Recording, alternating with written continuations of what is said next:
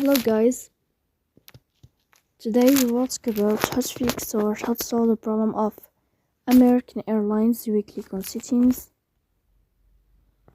then we click on apps, default apps, app settings.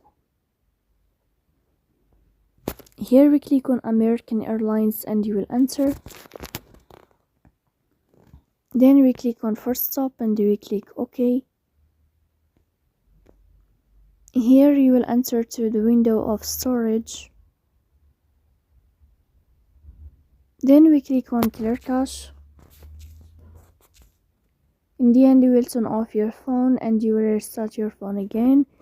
If this step not working with you, then we'll go to Play Store.